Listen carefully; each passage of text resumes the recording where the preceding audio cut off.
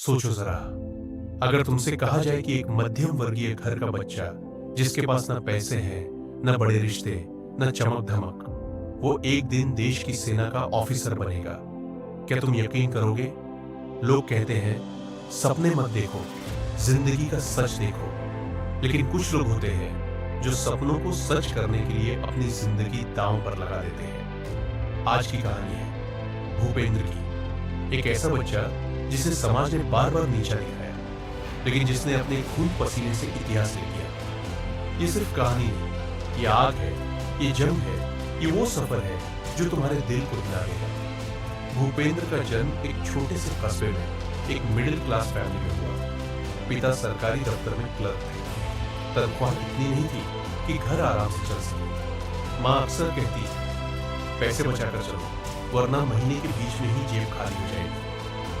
घर छोटा था, लेकिन भूपेंद्र के सपने बड़े थे। हर साल 15 अगस्त को जब वो स्कूल की परेड में एनसीसी कैडेट्स को वर्दी पहनकर मार्च करते देखता, उसका दिल धड़क उठता। वो दोस्तों से कहता, एक दिन मैं भी यही वर्दी पहनूंगा और जब मैं सलामी दूंगा तो पूरा देश गर्व से खड़ा होगा। दोस्त हंसते, अबे पहले अपने जूते तो देख ले, इतने फटे हुए हैं कि मार्च से पहले ही फट जाएंगे। सभी हंसते और भूपेंद्र चुप हो जाता, लेकिन उस हंसी ने उसके दिल में एक आग जला दी।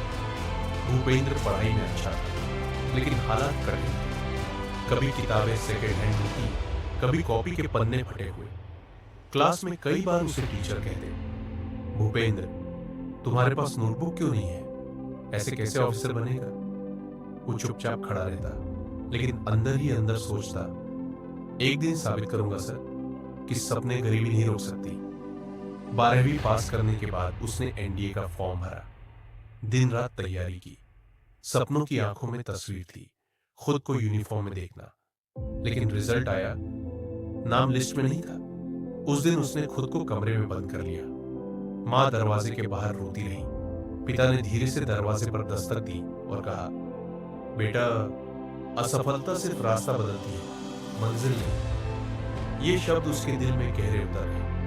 भूपेंद्र ने हार नहीं मानी। उसने सुबह 4 बजे उठकर दौड़ लगाना शुरू किया। गांव के बच्चे मजाक उड़ाते, अबे तू फौजी बनेगा?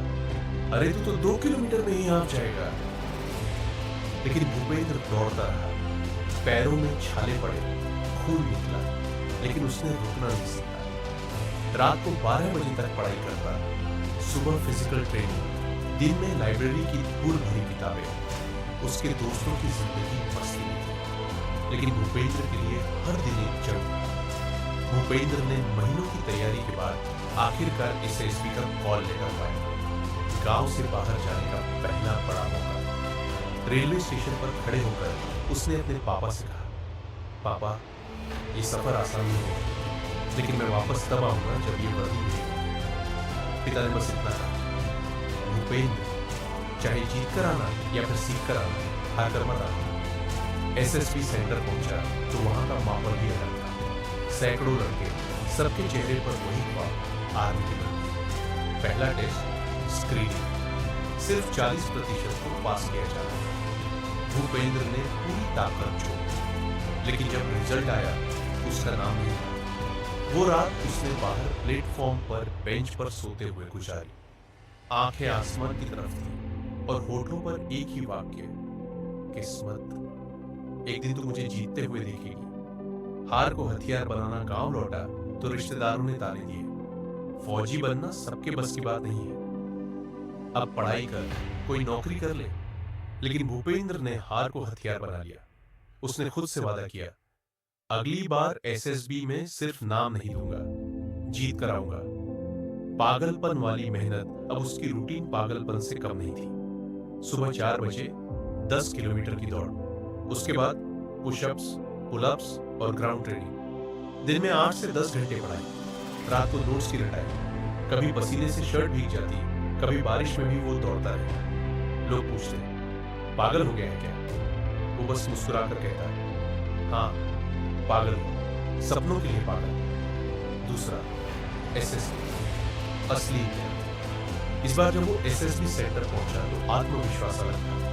पहले दिन स्क्रीनिंग, उसने ऐसे बोला जैसे कमरे का हर इंसान सिर्फ उसी को सुन रहा था। दूसरे दिन साइकोलॉजिकल टेस्ट। उसने हर जवाब में वही लिखा जो उसकी सच्चाई थी, क्योंकि उसने सुना था एसएसबी में झूठ नहीं चलता। तीसरे दिन ग्रुप डिस्कशन। जब बाकी लड़के चीख रहे थे, वो शांत होकर दमदार तर्क दे रहा था। और फिर आया कॉन्फ्रेंस में। सब ऑफिसर टेबल पर बैठे। भूपेंद्र अंदर गया। एक सीनियर ऑफिसर ने पूछा, अगर तुम्हें आज रिजेक्ट कर दिया जाए तो?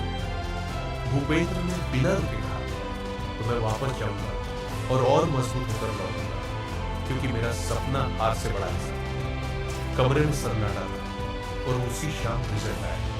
भूपेंद्र सिलेक्ट हो चुका। आग का दरिया शुरू हुआ असली इम्तिहान। Army training. सुबह 4 बजे उठा, 20 किलोमीटर का रन, पीठ पर बैग, हाथ में हथियार और शरीर पर पसीने की नदी।